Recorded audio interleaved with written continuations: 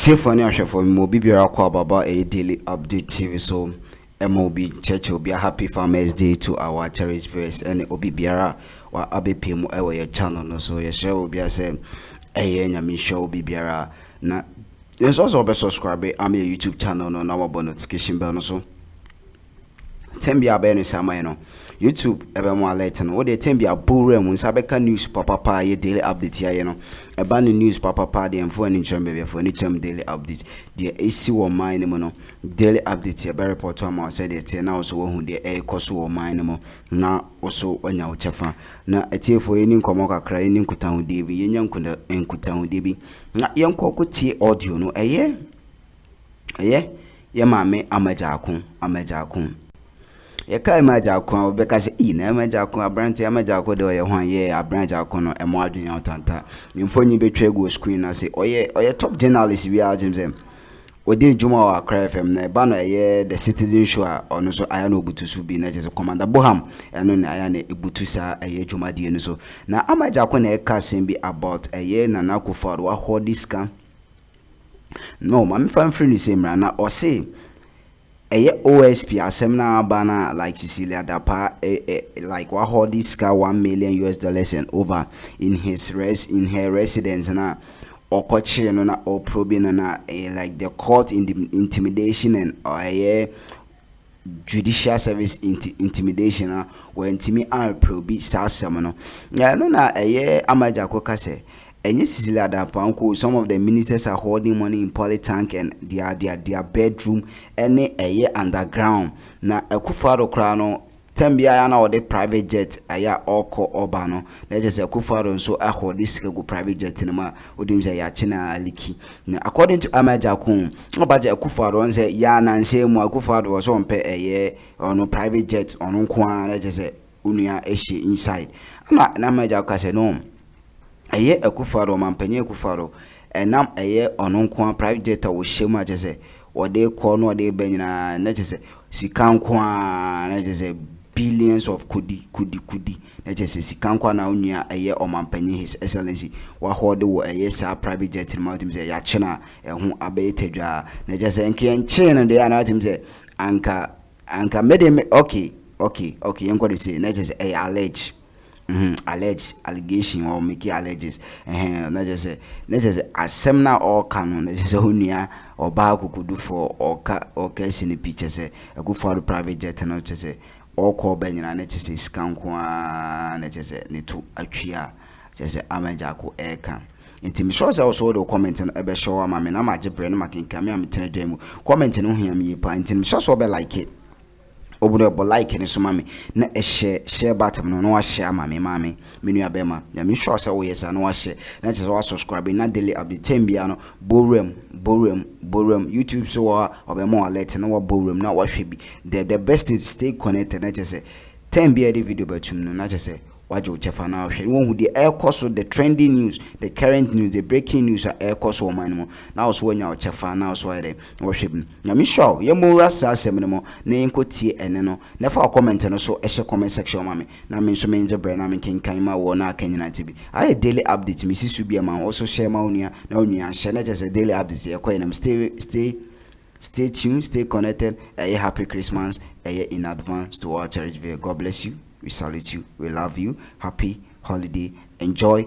your day with a daily update. God bless you. Money laundering. And yes, it is what they call it. It is the ministry. Yaman $41 million. So on fan quanquati or domwa. Na se odono se said ye afi kura na ball mu baller pa time kura $41 million World Bank sikara ne nsanka ye no odono yo former president Mahama mo time no odono na ye pa but ni nyina chi kura na ye nya amwa edifi World Bank ablada pa minister $41 million na onfan kwate odono nu awante no money laundering we wi sika ni nyina de akwakogu USA special prosecutor na eka because this is what they call ye $dollars $1 yesika na brother pa de na pay so de one say Akufo Addo ministers abraba wo mo bo wo Ghana ha nyina no Akufo Addo ministers abraba wo mo bo e wo Ghana ha nya money laundering yakwaji loan World Bank de beba your friends say IMF for the beba emu loan so awu de kwa akwaje ye de kwa sector we ye de kwa ministry we ye de wura ha adwuma we ne ye de kwa akwaye wo hu adwuma wo kurom ha wo hu adwuma wo kurom ha dollars, euros, pounds, sterling no loan na ye de Ghana population over 30 million ekwaje ye no ministers ehyehyehye wo ma shed da atutu form enu wo di gum ena the accounts no money laundry mo de kwabrochi president Akufo Addo te private jet mu kwa na ni peka no money laundering na no de private jet na ye money laundering money o mu twisi kan ko sa ko ye say Kema na land ho de me say da bre o me ye dwa pade a o mo suma ko gu hono mo no all the ministers abrada pade na aba na ye ka ye chief of friends special prosecutor Kesi Benka Akufo Addo ministers chief executive officers ministers deputies oma brabonie abrada pade na apie na say minister baako na no makati muti ya said that say eslo wusu bag yes say 250,000 euros so say dollars so say dey na say otimi eyi say sika be say 200,000 e the top bag baako money laundry sika do go send we wia no de akogu abut all the Akufo Addo ministers money laundering krono akromfo mane mema Emma obabesia money laundering obi gina court e wo mahama brin so aye money laundering but obi ni ye money laundering $1 Akufo Addo abem wa ye millions dollars and wo mo edeko afa yenwi asenso boache na me Dr. Mary ewisinto asofe yenwi asenso boache hey abato hu wonsinsanso o maya nke ya koyanim enka obi amma ye nkane ayin SS kane agina so enka factories industries ebabe bumi papa member of parliament abana akwoto di ma obi papa be ya president ama obi enya ministerial position ya ene wanya ne hu se ye chawa Akufo Addo ministers ye bo wo mu din a ye se won ho ene wo sika no wona wokwoto obama asa nipa kro ni nya sika obeto akoso sebe afuli around ejimi wo hu saade ache no ahye ne mu wabia pampamu store na wo kọ na wo ba na enfie nan ya so no akwakoto aba e de amani pa boni ni kohwini bi no abeje wo man akenten so na sika pempem 6 years sika be say 850 billion Dr. Baumia in opposition catch the Ghana for say sika abadwo mahama ban mu no sika be say 200 billion no Dr. Baumia bisa Ghana for say do you know what that money ebetimi aye on mine but omanya times 2 omanya times 3 6 years omanya best times 4 omutwa 8 years we no omanya best ebro times 5 so the question was obisa when said Dr. Baumia sikana na obisa no say obisa Ghana for say do you know what that amount ebetimi aye Ghana no a day and woni Akufo Addo billions of Ghana cedis billions of Ghana cedis afi we kura ka ho a there be say kwa ya number 900 billion a dear bay infrastructure a dear development a dear bay progress and ye hu Ghana ha iPhone baso na Ghana slave queens munya bia na mutwitwa ne di social media so iPhone 15 aba 16 aba na kudekutam okwadro chi ankora na kuta iPhone Minister catch me was a mother. Brahanum Holland Debra Beshe. Supermarket no shop no. Omono and Kurana a drain numera. Omo kwashe near mano. Kwashe semula no mashe biscuit ya no mashe drinks ya no mashe na entino. Mantini no Akroma so de bia okọ e be say 1 hour 2 hours okwashe sky di be mano no. At the end of the month no Akroma ni maame no on request bibia mfam free ho. Aside the state no government ne de mano no nkoda akoda na Akroma sika say supermarket shops no adwuma no mo ye nkakaka enkwa ti say 12 years 13 years 14 15 years no adwuma na wo mo eye no week sika wo benya no wu teacher ni wu nurse ni wunya say sika no wunya say sika no eti san koda nketoa no ene kutakuta phones adai And now with all the natural resources, land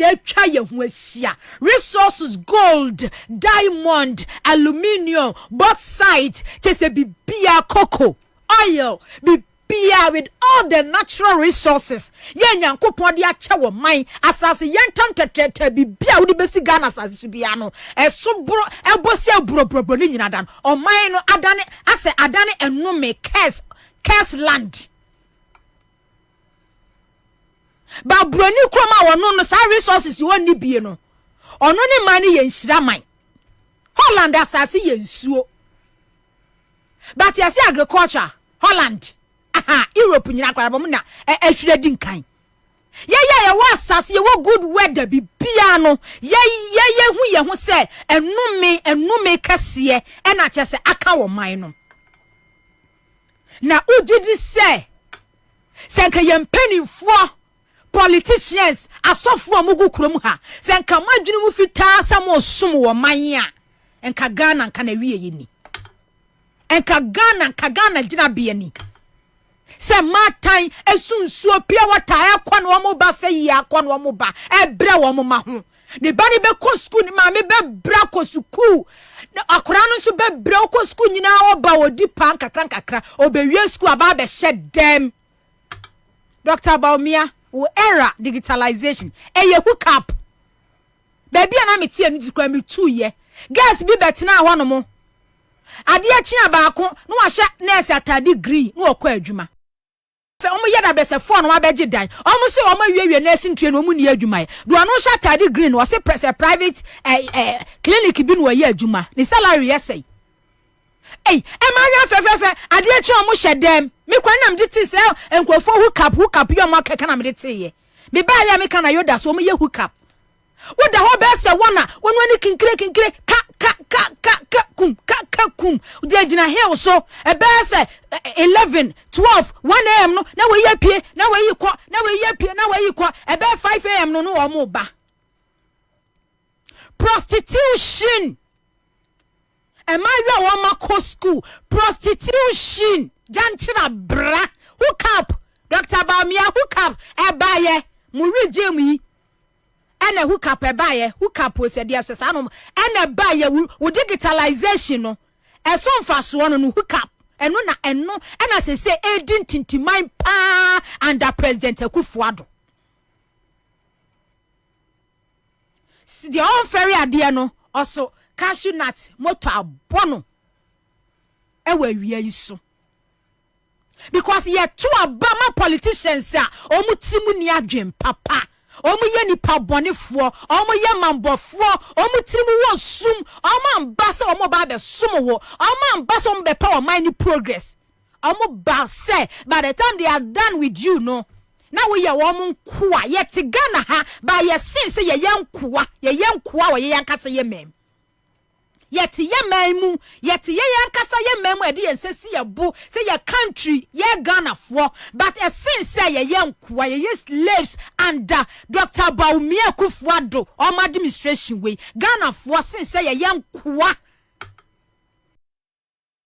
ama me ra ho me hu sa ko be sa lady obeka cho so we senior high school ska kwa de to so bi ni ho ko bi sa no obeka to so anya adwuma wo besua be ska ni fie to odi pa kakra no akwa kosua adwuma moto abono bad leadership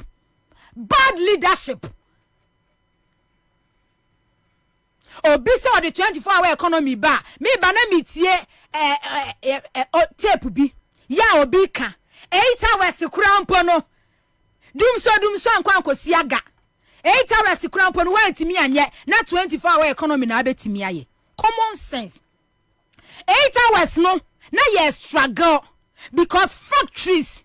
industries, various companies, carpenter for mason for hairdresser for tailor for factories ahodo industries ahodo wo bia hia electricity wo bia hia enyama hoden kanea no de ayadwuma essence MPP 8 years under former president Akufo went to me and fix energy crisis or bebe 2 yent no ebe ye kanka be ye o haw kase ebe to end this Dramani Mahama so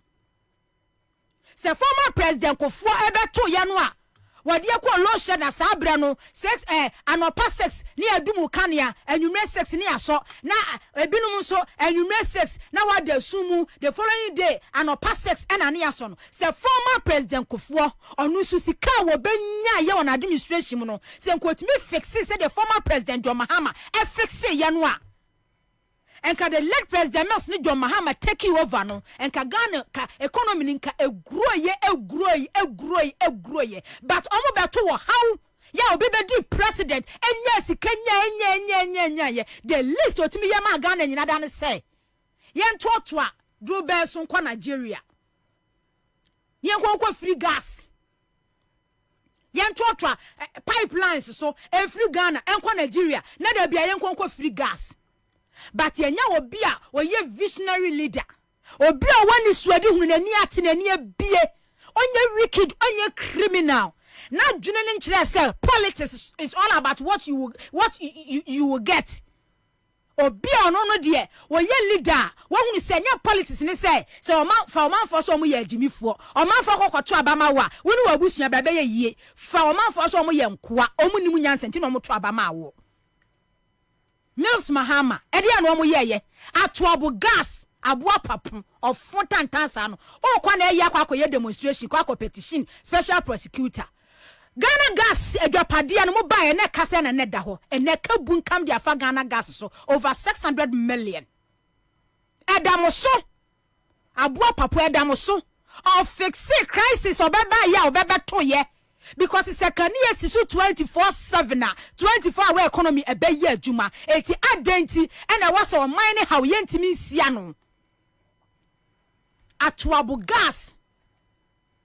sabra gas ya ni enya edifri South West Africa gas pipeline ya ni ye ntimi ntwi akoye how ene ye nya atoabo yi enti eswat sia ba fo makaka kra bi eno kura mo ba ye kamu ntimi ntwa mujina bonte na mo ka ene obi anu dudunso baaye ene ye na be fix dudunso ogina ho no nso a minister deputy minister chief executive officer Dr. Baumi ono ye vice president no ogina ho no ka kire Ghana for say ye na be fix dudunso no na ni we finu hu say the next word obeka no obewie no obi je obeka say wajimi unimu nyansa no aka say ena John Mahama sanso ma ena SS eye ka enipa no awo say dumso crisis no one fix no wo sanso accuse no say o my yankane in SS emma ne ye ka asema make abuja so some follow me mo se John Mahama mo na mama Ghana nkane agina so mo baaye no mo se mo na mama Ghana nkane agina so eti Ghana nkane agina so saa because mo na mo be fix ye muna mo ba ye no so amosi mo na be fix ye no obegina ho no wakaye ne fix ye ena John Mahama wantimi an fix dumso owie no asanso aka kire wo se ena PPA no ena omo sign agreement ni bebre ena nkane no omo join SS ena ayeka World Bank country director be ka bie hey no amasom in SS na ayeka mi ho amosi ni pa na fix dumso abuja for me nkona me kwadi nkoma we se mra me ba mato say President Akufo Addo Dr. Baumi Amokeno for Riatamo Ebenam Bank of Ghana so etwe sika puduo 2 years to me sika over 70 billion na oma che na omo de agu dem na omo de yes oma bo man ne kro no oma di oma ni nya etien fa Baumi amra Baumi abo ne political career asay time but about me ma ye to atwi sika ni gudem ye betimi de bia nwuma 24 hour economy tax exemption see abeku tax exemption 130 billion e de ma president accountants of ankosi ni hotel ye de be ma investor ke sebi no bia nwuma 24 hour economy no obi anya bia ye kwame afere enko eno a special prosecutor eka bibi first Cecilia brother pa mi wi a na makwa asenso boache de free ball kro no e chief for the Cecilia Abinadapa.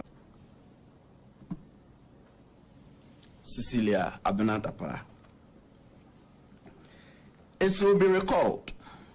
that in July, the OSP commenced investigation in respect of suspected corruption and corruption-related offenses regarding large amounts of money, mainly in foreign denominations, and other valuable items involving Ms. Cecilia Abena-Dapaah, former Minister of Sanitation and Water Resources, and her spouse. It will also be recalled that the office took several steps, including freezing Ms. Dapaah's bank accounts and investments and seizing large sums from the residence of Ms. Dapaah and her spouse. It will further be recalled that upon the refusal by the High Court to confirm the freezing and seizure orders,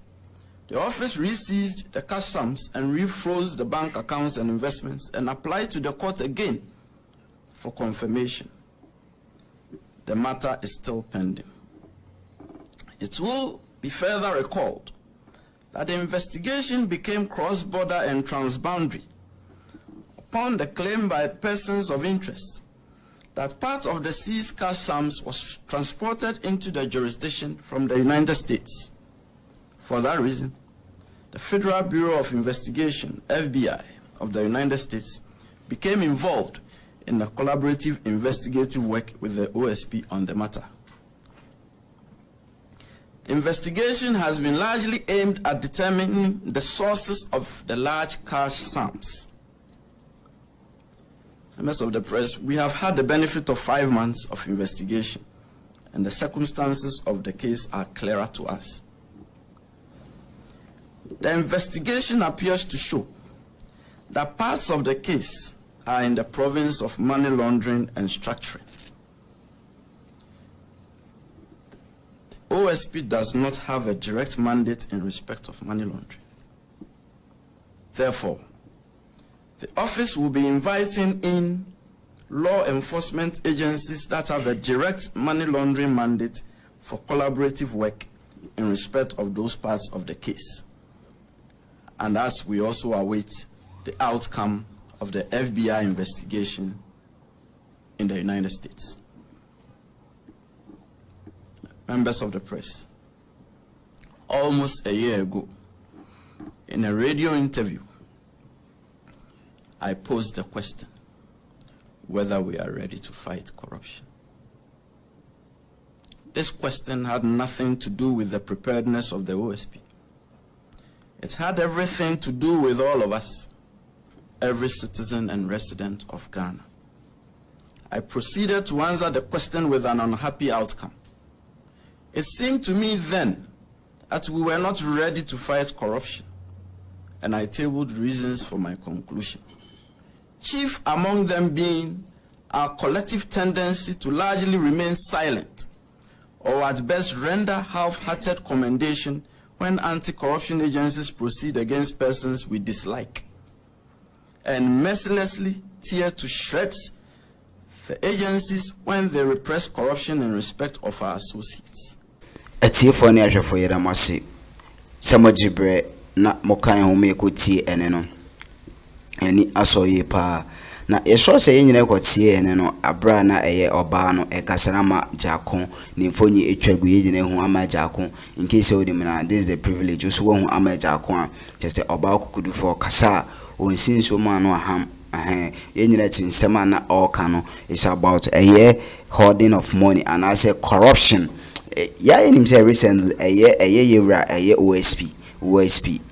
on no fight corruption api ababe kasa. So from that angle no and na ode kasa ebe kasa nsemu nyina say the hoarding of money and I say omu sika omu dem na omu tu form ni amena na omu di hihye mo no na je say Akufo Addo nso di mutintima na je private jetter ode ko ode ba nyina na je say ono nso hoard sika e wo sa private jet ni ma. And also so I very crucial moment. Tim sure say I daily update and then I'll be more channels and I say and then I'll share